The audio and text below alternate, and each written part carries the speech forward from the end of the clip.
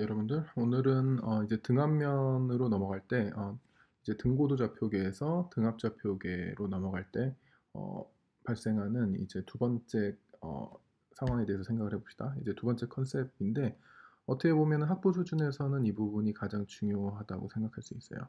그래서 일단은 이제 시간을 좀 가지고 설명을 드릴 테니까 이제 좀 이해하는 쪽으로 조금 노력을 해 보셨으면 좋을 것 같아요. 그래서 요점은 뭐냐면 이제 우리가 운동방정식을 다루게 되는데 운동방정식에서 굉장히 중요한 텀 중에 하나가 기압 경도력이죠. 대기의 많은 운동은 전부 다 기압의 차이에 서 생기는 경우가 되게 많아요. 그래서 기압 경도력이 굉장히 중요한 힘인데 이제 문제가 하나 생겼어요. 우리는 이제 고도 좌표계 대신에 이제 기압 좌표계, 등압 좌표계를 쓴다 그랬으니까 등압면이라는 얘기는 뭐죠? 등압 좌표계는 이제 우리가 어떤 딱 면을 딱 찍으면 그 우리가 이제 분석하는 그 면에서는 어, 등압이니까 압력이 같다는 얘기죠. 그래서 우리가 분석하는 그 면에서 압력이 변하지 않아요. 고도가 변할지언정 우리는 압력면을 따라가는 거죠.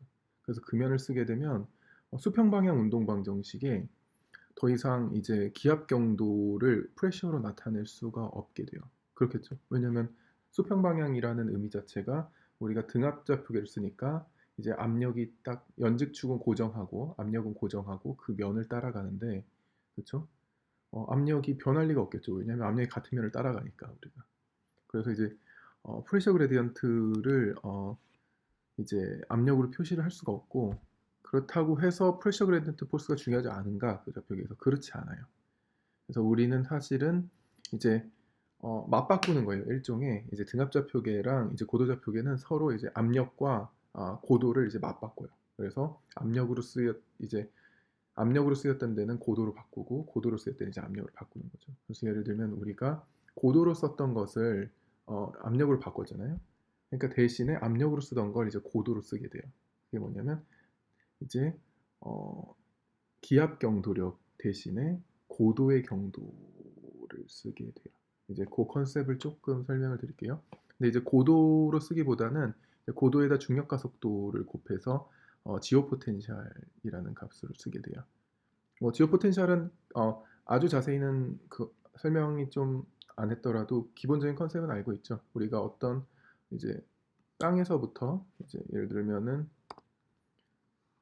땅이 이렇게 있을 때 땅에 어떤 M이라는 물체가 있을 때 이 M이라는 물체를 H까지 혹은 Z 높이까지 끌어올리는데 필요한 에너지는 얼마죠? M이라는 이 물질을. 이 물질은 M이라는 질량을 가졌기 때문에 중력 방향으로 mg만큼의 항상 힘을 받고 이 힘을 이기면서 Z만큼 끌어올렸으니까 전체 여기까지 드는 에너지는 mgh죠. 그죠?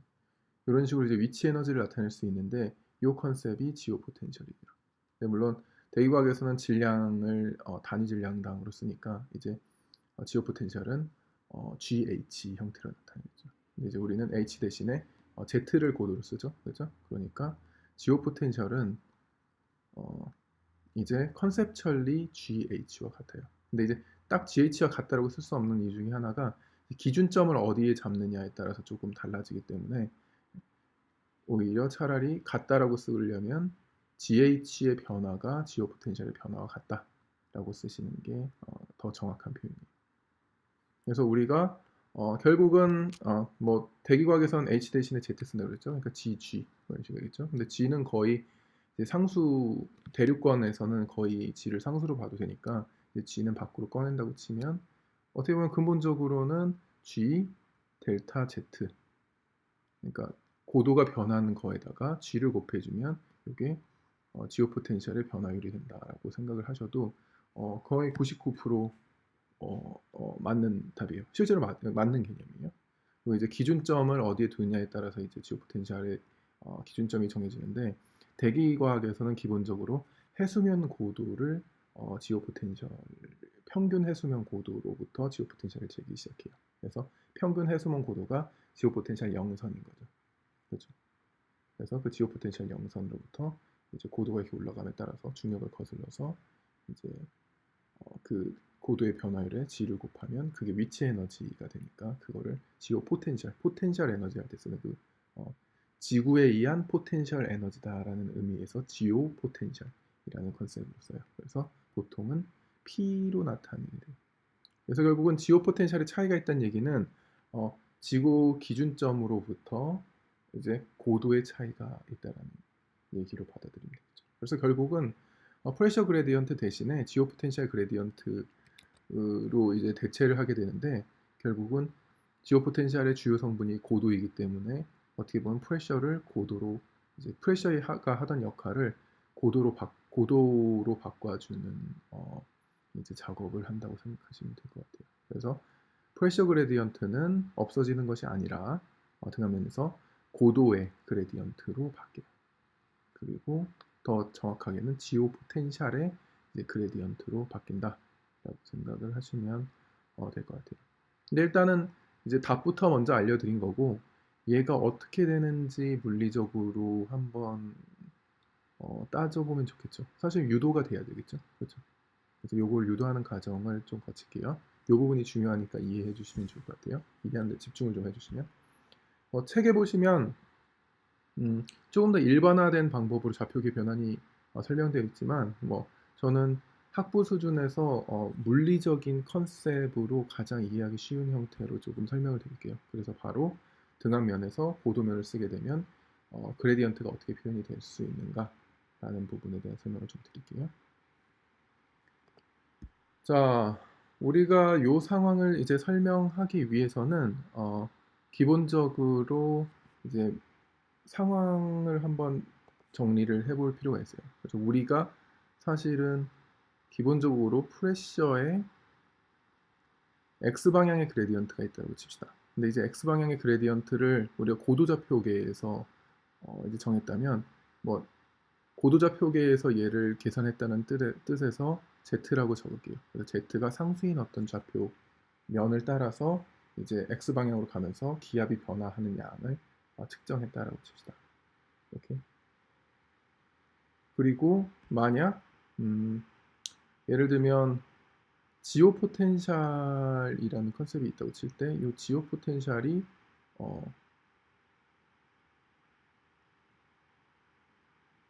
이제는 등압좌표계를 쓰니까 압력이 일정한 면을 따라서 그러면 똑같은 상황 속에서 이 압력이 일정한 면을 따라서 이제 지오 포텐셜, 그러니까 어떻게 보면 고도죠. 그 면의 고도의 변화가 어떻게 일어나는지도 한번 봅시다. 그리고 그 둘이 어떤 관계 속에 있는지를 한번 생각을 해볼게요.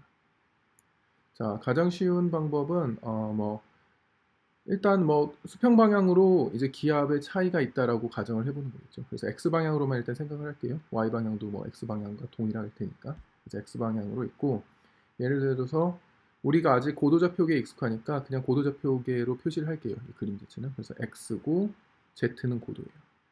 이렇게. 그리고 만약 이쪽에 로우가 있다고 칩시다. 여기에 저기압이 자리 잡고 있고 여기에 이렇게 할까요? 여기에 저기압이 이렇게 자리 잡고 있고 여기에 하이 고기압이 자리 잡고 있다고 칩시다. 하이는 좀 파란색으로 할까요? 자, 여기는 고기압이 자리 잡고 있다고 칩시다. 그래서 자, 이제 땅바닥에서 기압을 재보니까 그러니까 표준 해수면 고도라고 생각하시면 되겠죠. 토포가 없는 이제 매끈한 면 위에서 이제 산으로 올라가면 또 그거에 대해서 기압이 또 바뀌니까 Z가 변하지 않는 평평한 어떤 면이 있다고 칠 때 그 면을 따라서 기압을 쟀더니 여기는 저기압에서 990 헥토파스칼이 나왔다고 칩시다. 그래서 여기는 저기압 지대에서 990 헥토파스칼이 나왔어요. 근데 여긴 저기압 지역이고 이쪽으로 가면 갈수록 고기압이니까 기압이 점점 올라가서 여기쯤에 대해서는 지상에서 했더니 1000 헥토파스칼이 나왔다고 칩시다. 이런 상황을 생각을 해보는 거예요, 지금. 여러분들이 원하면 다른 상황을 생각을 해봐도 되겠죠. 그런데 우리가 정한 원칙이 어떤 상황이든 적용만 되면 되겠죠. 그래서 이게 가장 간단한 상황이니까 이 상황을 통해서 한번 유도를 해보는 거예요. 그래서 이쪽에 더 고기압이 있다면 점점 더 가면 기압은 더 올라가서 예를 들어서 1010 헥토파스칼이 여기 있겠죠. 그렇죠? 자, 만약 이런 상황 속에 있으면 이제 우리는 기본적으로 항상 만족하는 거 하나를 알고 있어요. 그거는 대기가 정력합 평형을 굉장히 잘 이룬다라는 컨셉이죠. 그렇죠? 그래서 아래에 있는 공기가 항상 위에 있는 공기보다 기압이 높다. 아래가 기압이 더 높고 위로 가면 더 기압이 점점 낮아진다라는 이런 평형 상태에 있다는 걸 우리는 항상 알고 있어요. 대기는 요게 바뀌는 게 현상이 거의 없어요. 아무리 심한 썬더스톰이 있어도 이 관계가 이 관계를 위배하는 경우가 정말 뭐 100만, 10만 번에 한 번 있을까? 뭐 그 정도 수준. 그러니까 저는 아직도 데이터에서 본 적은 한 번도 없어요. 그래서 거의 항상 만족하는 법칙이라고 생각을 하셔도 되고 아무리 극한 현상이 발생해도 뭐 이제 뭐 억지로 만들면 뭐 있을 수 있겠죠. 하지만 대기의 일반적으로 우리가 대기 현상을 분석할 때 거의 나타나지 않는 현상.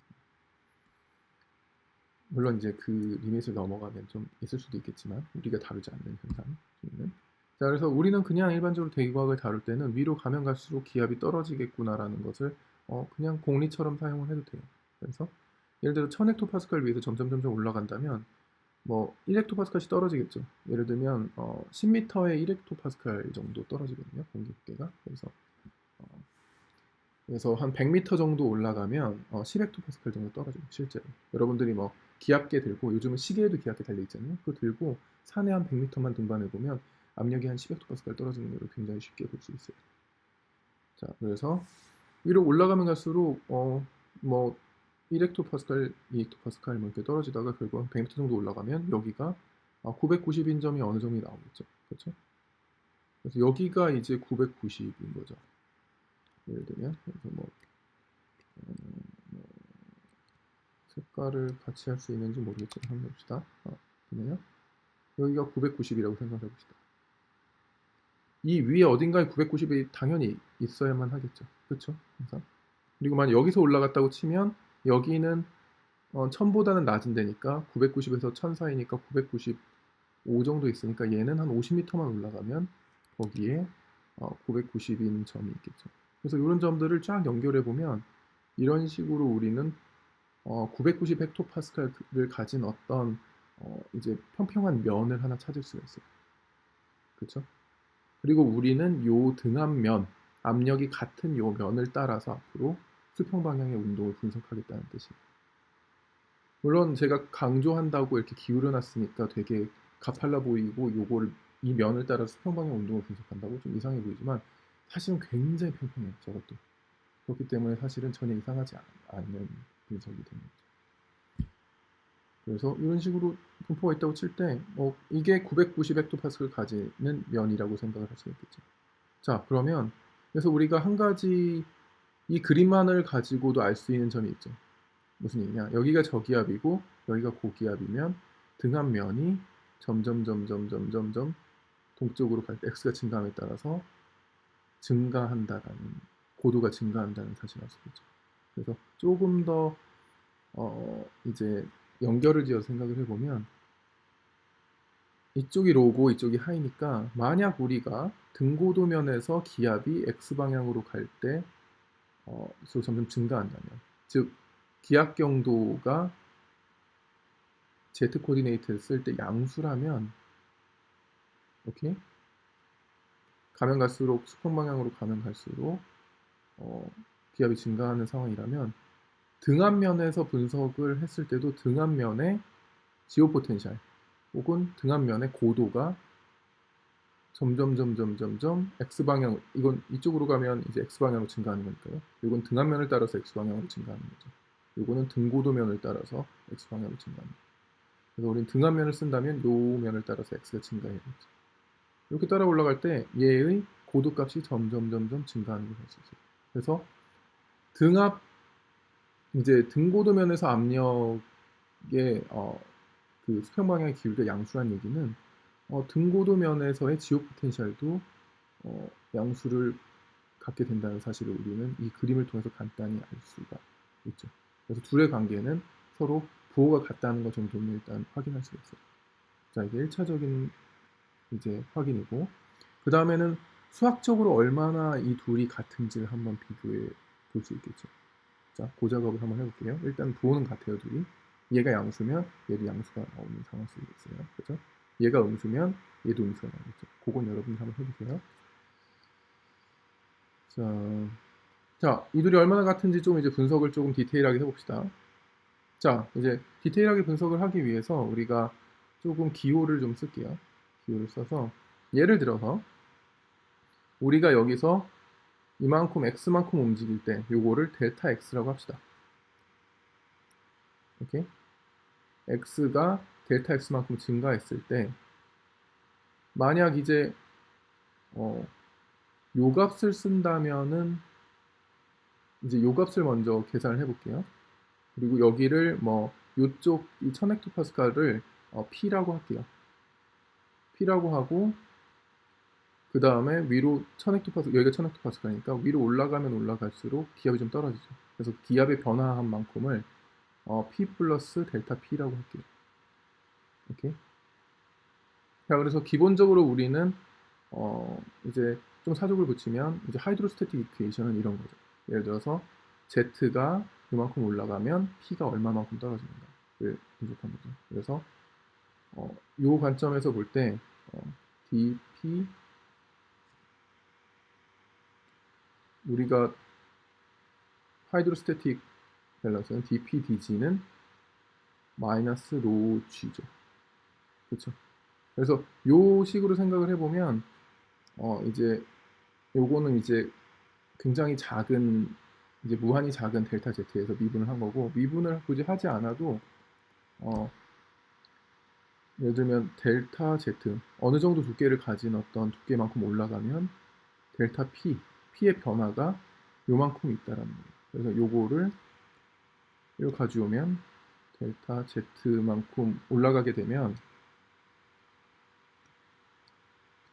델타 P가 변화하는 양은 1로 올라갈 때 델타 Z만큼 증가할 때 P가 변화하는 양이 델타 P겠죠. 그리고 델타 P는 마이너스 로지 델타 Z다라는 것을 우리는 하이드로스태틱 이퀘이션을 통해서 알 수 있죠. 그래서 실제로 연직으로 올라가면 기압이 감소하는구나를 우리가 하이드로스태틱 밸런스로 알 수 있어요. 그래서 사실은 플러스 델타 P라고 쓰는 건 이쪽이 플러스 델타 Z니까 당연히 델타 P도 플러스 델타 P라고 표시를 하겠죠. 그렇죠? 일관성 있게.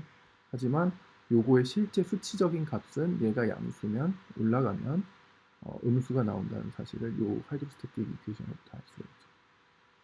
그래서 우리가 일단은 그거를 염두에 두고 생각합시다. 그래서 여기서부터 여기까지 두 면이 있다고 칩시다. 프레셔가 P인 면이 있고 그보다 좀 위에 있는 면이어서 P 플러스 델타 P의 압력을 가지는 어떤 면이 있다고 치고 그 면에서부터 이 면에서부터 쭉 올라가서 요 면을 만나는 데까지 걸리는 요 거리를 델타 Z라고 할게요. 자, 그러면 어느 정도 이제 기호가 좀 셋업이 됐죠. 그래서 요 델타 P와 델타 Z와 델타 X가 어떻게 얘네들의 관계를 엮어주는지 한번 보면 되겠죠. 그렇죠? 그래서 그냥 뭐 별로 어렵지 않아요. 산수처럼 그냥 편하게 따라오시면 돼요. 자, 봅시다 한번. 자, 뭐 이런 것들 지저분한 것도 다 지워드릴게요. 이제 필요 없으니까.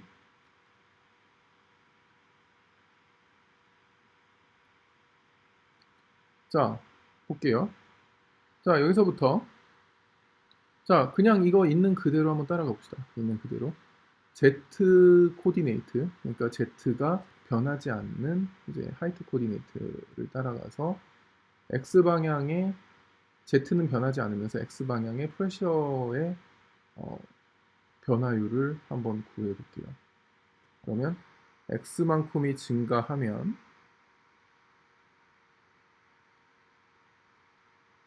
X만큼 요만큼 증가하면 도대체 델타 X만큼 증가했을 때 프레셔는 얼마만큼 증가하는가 를 구하면 되겠죠. 그래서 여기에 프레셔 값이 있고 자 여기에 프레셔 값 여기에 X 값 빼기 여기에 X 값이 뭐죠? 뭐 X1, X2라고 해볼게요. 요거에 그러면 요거의 값은 뭘 의미하냐면 간단하게는 이제 우리가 평균적인 이제 변화율을 구한다고 치면 그냥 간단하게 여기 빼기 여기 x 값이겠죠. 그렇죠? 그래서 x2 빼기 x1 그래서 x2 빼기 x1이라고 표시할 수가 있어요. 물론 이건 아주 작은 무한 소이긴 하지만 대기과학에서는 뭐 이 정도 이제 차분하고 미분 정도는 이제 어느 정도 비슷하게 보니까 그래서 이렇게 표현할 수가 있겠죠. 그리고 여기 거리가 굉장히 점점 작아지면 사실은 이 값이 되겠죠. 이 델타 x가 되겠죠. 자, 그리고 여기에 프레셔가 있고 그럼 여기는 P2, P1이겠죠. 그래서 여기 프레셔 값을 안다면 이 델타 P는 이 Z면을 따라서 변하는 건 그냥 이렇게 쓸 수 있겠죠. P2 빼기 P1. 그렇죠? 그렇죠? 여기까지는 동의하죠? 그렇죠? 자, 그러면 이제 요거를 우리가 알고 있는 델타 P나 뭐 델타 X라고 생각을 합시다. 그냥 단순하게 델타 X, 델타 P로 변하는 것이 아니에요. 변화율이라고 해서. 자세히 들여다보면 얘는 이쪽 방향으로 증가하는 것만큼을 델타 X라고 잡았죠. 그래서 솔직히 말하면 여기가 X면 X1이면 쭉 델타 X만큼 증가했으니까 당연히 여기는 X2는 솔직히 말하면 X2라고 쓰긴 했지만 X1의 델타 X만큼 커지는 거죠. 그렇죠? 맞아요? 그래서 X2에서 사실은 X1을 빼면 사실 얘는 델타 X라고 생각할 수 있어요.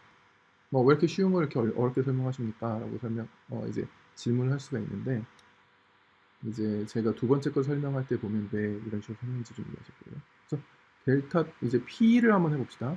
P2에서 P1을 빼면 델타 P 아니에요? 라고 질문할 수 있는데 사실 델타 P가 아니어서 이렇게 설명하는 거예요. 자, 요점은 뭐냐면 이런 상황 속에서 P2는 뭐예요? P2는 P예요. 왜냐면 이게 P면이니까. P면이 땅에 꽂힌 거니까 당연히 여기 프레셔는 P겠죠.